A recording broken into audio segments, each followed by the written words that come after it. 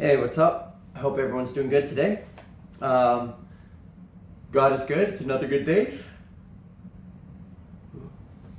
And going to get into back where we left off in Numbers chapter 20.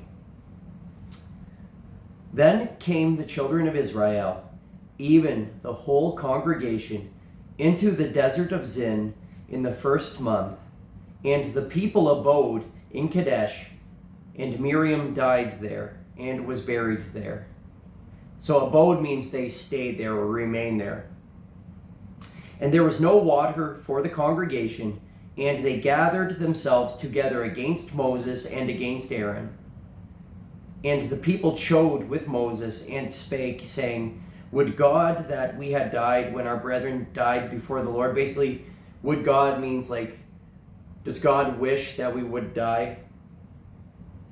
Or that we had died?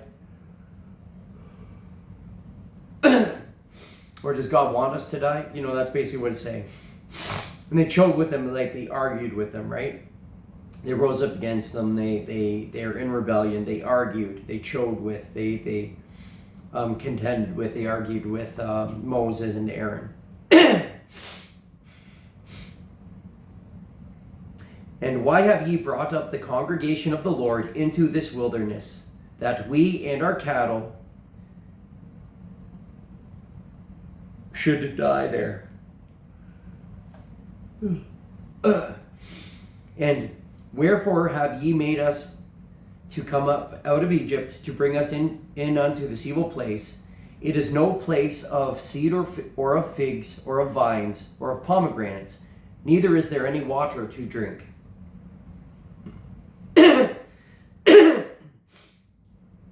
So in this verse here, verse 5, you know, they're saying, wherefore have ye made us to come up out of Egypt? Basically, why have you, for what reason or what purpose have you made us come up out of Egypt to bring us into this evil place, right? So they're blaming them, like, why'd you bring us out of Egypt? To bring us into this evil place for us to die?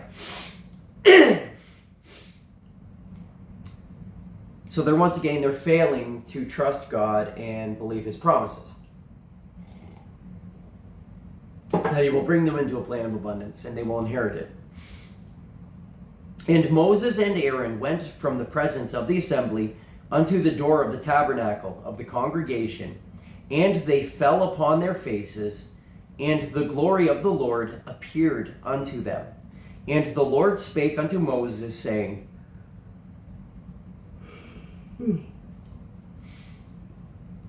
Take the rod, and gather thou the assembly together, thou and Aaron thy brother, and speak ye unto the rock before their eyes, and it shall give forth to them water out of the rock, so thou shalt give the congregation and their beasts drink. So notice here, God tells Moses, take Aaron his brother and speak unto the rock before their eyes, and it shall bring forth its water. Bring forth its water. And Moses took the rod from before the Lord as he commanded him, and Moses and Aaron gathered the congregation together before the rock, and he said unto them, Hear now, ye rebels, must we fetch you water out of this rock? So Moses is angry at this point with the people. They're always complaining and being rebellious and disobedient, and he's had enough. He's fed up. And Moses lifted up his hand, and with his rod he smote the rock twice. And the water came out abundantly, and the congregation drank, and their beasts also. So here, what did God tell Moses? Take the rod, gather the assembly, you and your brother Aaron, and speak unto the rock before their eyes, and it shall bring forth his water. What did Moses do? He lifted up his hand, and with his rod he smote the rock twice. Means he struck the rock twice. And the water came out abundantly. So Moses deliberately disobeyed God. God told him, speak to it, and he struck it twice. And the Lord spake unto Moses and Aaron, Because ye believed me not, to sanctify me in the eyes of the children of Israel. Therefore ye shall not bring this congregation into the land which I have given them. This is the water of Meribah, because the children of Israel strove with the Lord, and he was sanctified in them.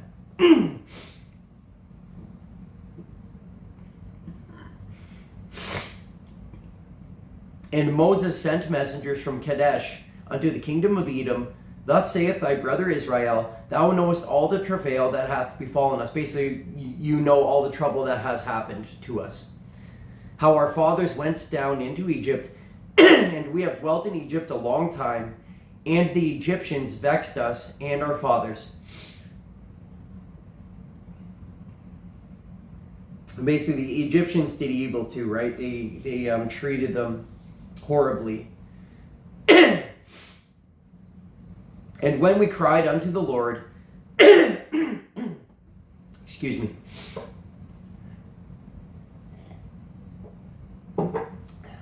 And when we cried unto the Lord, he heard our voice and sent an angel, and hath brought us forth out of Egypt. And behold, we are in Kadesh, a city in the uttermost of thy border.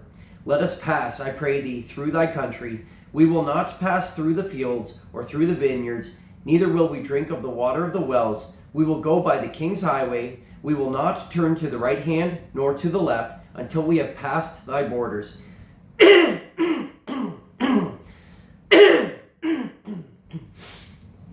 So Israel's requesting permission to pass through the kingdom of Edom, right? They're asking the king's permission. Let us pass through. We won't touch anything. We won't go through the fields. We'll stick to the king's highway, and we'll go through past your borders, not bothering anyone. And this is Edom's response. And Edom said unto him, thou shalt not pass by me, lest I come out against thee with the sword. Basically he's saying, you'll not go through my kingdom. If you do, we're going to fight you. We're going to attack you. And the children of Israel said unto him, we will go by the highway, and if I and my cattle drink, and if I and my cattle drink of thy water, then I will pay for it. They're basically saying, if we drink any of your water, we will reimburse you. We will pay you for what we have taken. We'll make things right. Then I will pay for it. Basically, we will go by the highway, and if I and my cattle drink of thy water, then I will pay for it. I will only, without doing anything else, go through on my feet. And he said, thou shalt not go through. And Edom came out against him with much people, and with a strong hand. Thus Edom refused to give Israel passage through his border. Wherefore Israel turned away from him. Or basically, for this reason, Israel turned away from him.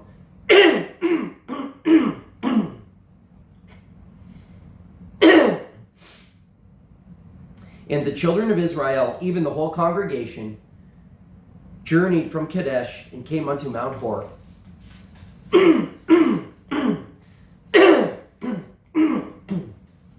Sorry, I don't know why my throat is like this right now.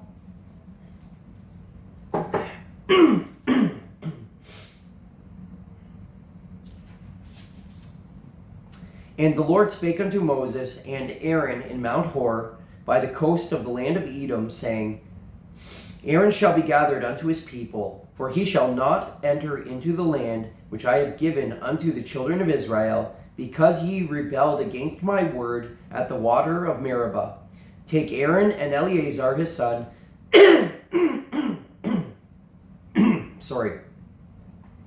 and bring them up unto Mount Hor, and strip Aaron of his garments, and put them upon Eleazar his son, and Aaron shall be gathered unto his people, and shall die there. And Moses did as the Lord commanded, and they went up into Mount Hor in the sight of all the congregation. And Moses stripped Aaron of his garments, and put them upon Eleazar his son, and Aaron died there in the top of the mount, and Moses and Eleazar came down from the mount.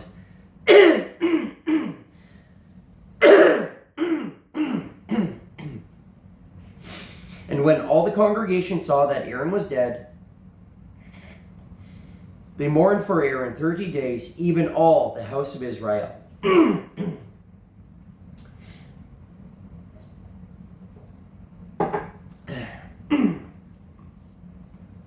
Chapter 21.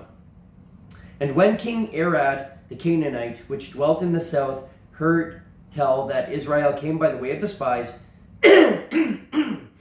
basically heard tell means he heard the talk of, right? So the talk reached his ears that Israel came by the way of the spies. Then he fought against Israel and took some of them prisoners. And Israel vowed a vow unto the Lord and said, If thou wilt indeed deliver this people into my hand, then I will utterly destroy their cities. And the Lord hearkened to the voice of Israel. Basically hearken, and hearkened means hearken means listen. Hearkened means listen. So God listened to them, granted their request. And the Lord hearkened to the voice of Israel and delivered up the Canaanites, and they utterly destroyed them and their cities, and he called the name of the place Hormah. Now, the literal translation of Hormah is utter destruction. And they journeyed from Mount Hor by the way of the Red Sea to compass the land of Edom, basically to surround the land of Edom, and the soul of the people was much discouraged because of the way. And the people spake against God and against Moses, Wherefore have ye brought us up out of Egypt to die in the wilderness? For there is no bread, neither is there any water, and our soul loatheth this light bread. And the Lord sent fiery serpents among the people, and they bit the people, and much people of Israel died. Therefore the people came to Moses and said, We have sinned, for we have spoken against the Lord and against thee. Pray unto the Lord that he take away the serpents from us. And Moses prayed for the people.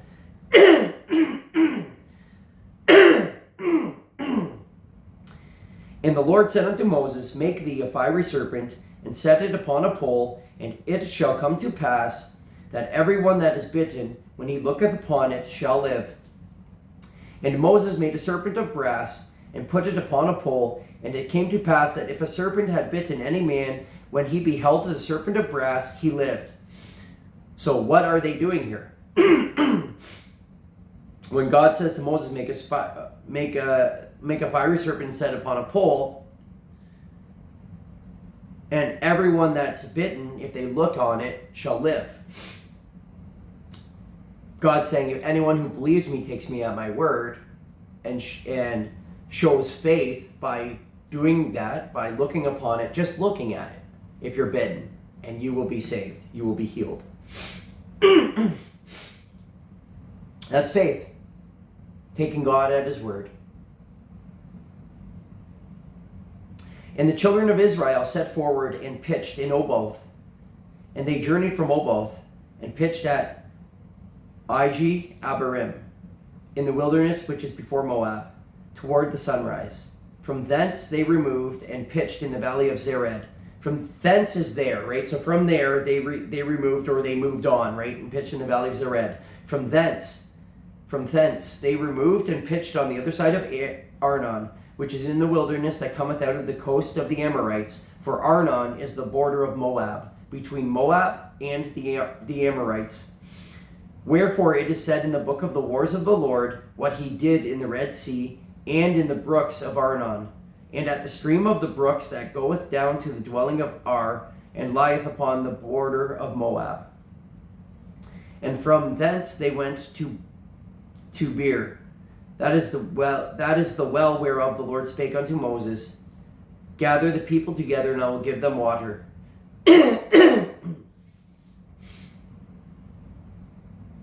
And from thence they went to Beer. That is the well whereof the Lord spake unto Moses. Gather the people together, and I will give them water. Then Israel sang this song, Spring up, O well, sing ye unto it. The princes digged the well. The nobles of the people digged it, by the direction of the lawgiver with their staves. And from the wilderness they went to Mattanah, and from Mattanah to Nahaliel, and from Nahaliel to Bamoth, and from Bamoth in the valley that is in the country of Moab, to the top of Pisgah, which looketh toward Jeshimon. And Israel sent messengers unto Sihon, king of the Amorites, saying, Let me pass through thy land. We will not turn into the fields or into the vineyards. We will not drink of the waters of the well, but we will go along by the king's highway until we be past thy borders. And Sihon would not suffer Israel to pass through his border, meaning basically suffer can mean two things. In this case, in this context, suffer means Sihon would not allow Israel to pass through his border. Right? He didn't allow them to go through.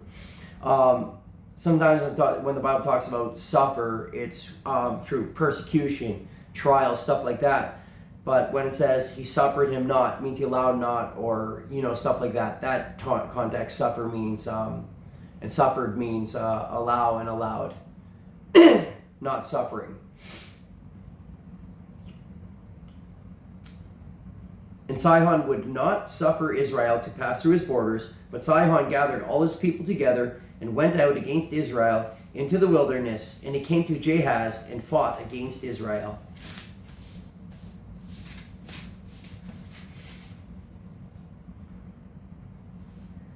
And Israel smote him with the edge of the sword and possessed his land from Arnon unto Jabbok. So basically Israel conquered them, even unto the children of Ammon. For the border of the children of Ammon was strong. And Israel took all these cities, and Israel dwelt in all the cities of the Amorites in Heshbon, and in all the villages thereof. For Heshbon was the city of Sihon, the king of the Amorites, who had fought against the former king of Moab, and taken all his land out of his hand, even unto Arnon. Wherefore they that speak in Proverbs say, Come into Heshbon, let the city of Sihon be built and prepared. For there is a fire gone out of Heshbon, a flame from the city of Sihon. It hath consumed Ar of Moab, and the lords of the high places of Arnon. Woe to thee, Moab! Thou art undone, O people of Chemosh. He hath given his sons that escaped, and his daughters into captivity unto Sihon, king of the Amorites. We have shot at them. Heshbon is perished, even unto Dibon. And we have laid them waste even unto Nophah, which reacheth unto Medeba. Thus Israel dwelt in the land of the Amorites. And Moses went to spy out Jazer, and they took the villages thereof, and drove out the Amorites that were there. And they turned and went up by the way of Bashan, and Og, the king of Bashan, went out against them, he and all his people, to the battle at Adrai. And the Lord said unto Moses, Fear him not, for I have delivered him into thy hand, and all his people, and his land. And thou shalt do to him as thou didst unto Sihon, king of the Amorites, which dwelt at Heshbon. So they smote him and his sons, and all his people, until there was none left him alive, and they possessed his land. Basically, there was none of them left alive.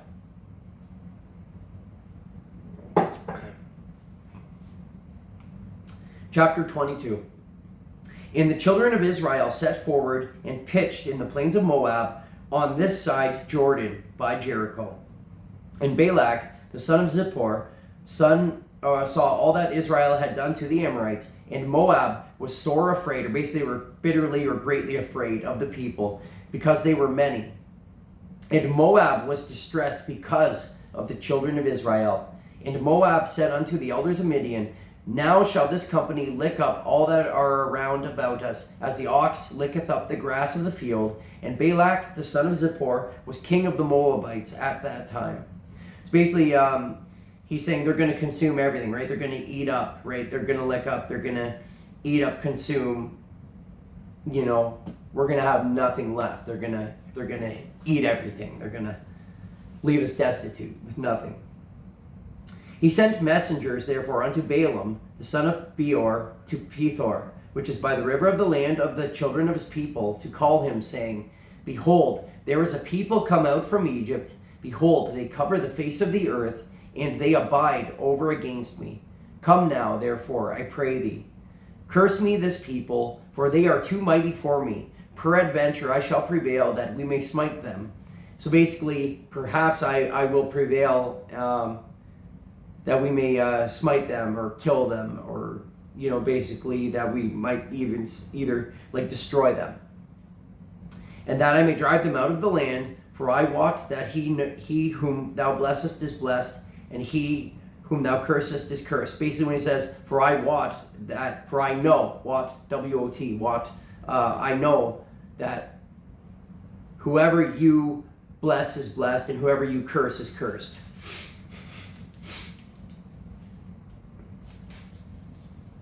And the elders of Moab and the elders of Midian departed with the rewards of divination in their hand, and they came unto Balaam and spoke unto him the words of Balak.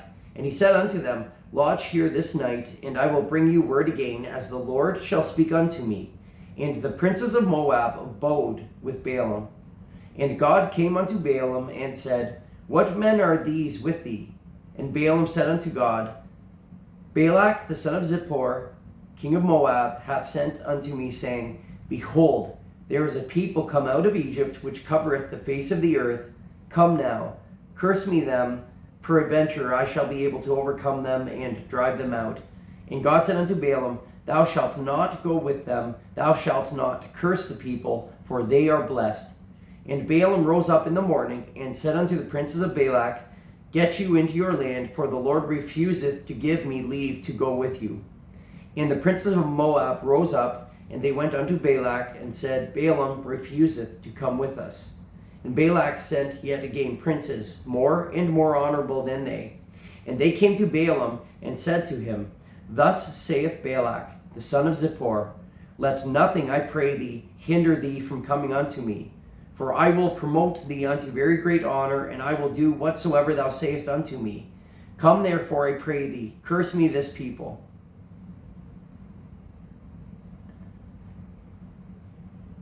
And Balaam answered and said unto the servants of Balak, If Balak would give me his house full of silver and gold, I cannot go beyond the word of the Lord my God to do less or more. Now therefore I pray you, tarry ye also here this night, or basically remain here or stay here tonight, that I may know what the Lord will say unto me more. He's saying basically stay here tonight, and I will go and inquire of the Lord and let you know what he tells me. And God came unto Balaam at night, and said unto him, If the men come to call thee, rise up and go with them. But yet the word which I shall say unto thee, that shalt thou do. And Balaam rose up in the morning, and saddled his ass, and went with the princes of Moab. So he saddled his donkey. And God's anger was kindled because he went, and the angel of the Lord stood in the way for an adversary against him. Now he was riding upon his ass, and his 2 servants were with him. And the ass saw the angel of the Lord standing in the way, and his sword drawn in his hand. And the ass turned aside out of the way, and went into the field. And Balaam smote the ass to turn her into the way. But the angel of the Lord stood in the path of the vineyards, a wall being on this side, and a wall on that side. So basically there are walls on either side. So the donkey couldn't get through, but it saw the angel of the Lord. And Balaam couldn't. God allowed the donkey to see the angel of the Lord. And when the ass saw the angel of the Lord, she thrust herself onto the wall and crushed Balaam's foot against the wall, and he smote her again. Basically, he's beating his animal, right? Because the donkey, thrust herself against the wall, trying to get away from the angel or whatever, right? Or, and his foot got crushed. Basically, if you've ever had your foot smashed by something, it hurts. So just imagine how much that would hurt. And they wore sandals too. And the angel of the Lord went further and stood in a narrow place where there was no way to turn either to the right hand or to the left. And when the ass saw the angel of the Lord, she fell down under Balaam, and Balaam's anger was kindled, and he smote the ass with a staff. And the Lord opened the mouth of the ass, and she said unto Balaam, What have I done unto thee, that thou hast smitten me these 3 times? Now, people that mock the Bible, they'll just say, oh, you believe in a book with talking donkeys. No, it says clearly here, God opened the mouth. It means God allowed the animal to speak in human language, which it's not able to, but God can do anything, right? So God opened the mouth of the donkey and allowed it to speak to Balaam. This one time.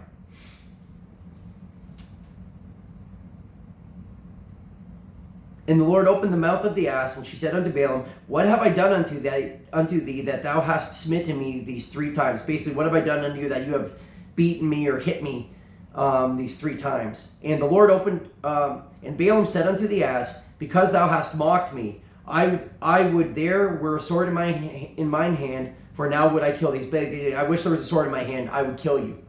And the ass said unto Balaam, Am not I thine ass, upon which thou hast ridden ever since I was thine unto this day? Was I ever wont to do so unto thee? And he said, Nay.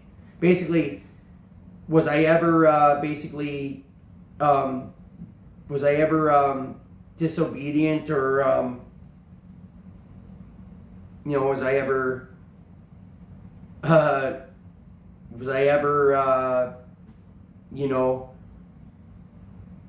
being disobedient, or was I ever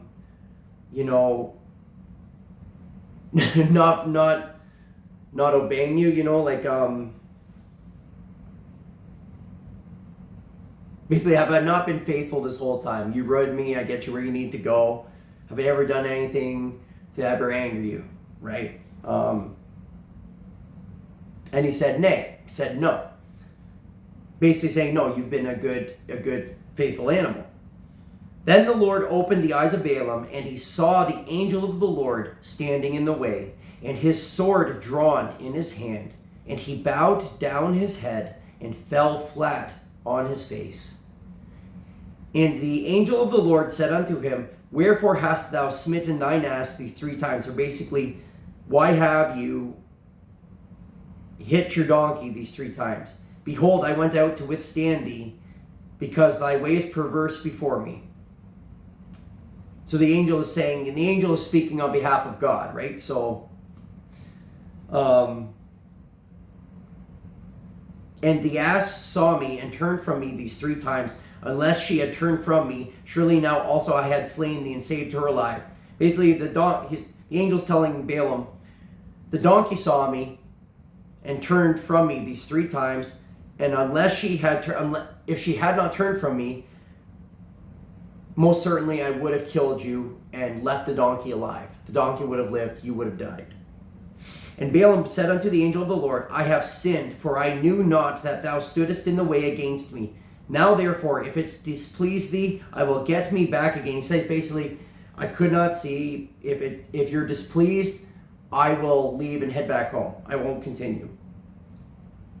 And the angel of the Lord said unto Balaam, Go with the men, but only the word that I shall speak unto thee, that thou shalt speak. So Balaam went with the princes of Balak. And when Balak heard that Balaam was come, he went out to meet him unto a city of Moab, which is in the border of Arnon, which is in the utmost coast. And Balak said unto Balaam, Did I not earnestly send unto thee to call thee? Wherefore camest not thou unto me? Am I not able indeed to promote thee to honor? And Balaam said unto Balak, Lo, I am come unto thee. Have I now any power at all to say anything? The word that God putteth in my mouth, that shall I speak. And Balaam went with Balak, and they came unto Kiriath Huzoth. And Balak offered oxen and sheep, and sent to Balaam and to the princes that were with him. And it came to pass on the morrow that Balak took Balaam and brought him up into the high places of Baal, that thence he might see the utmost part of the people.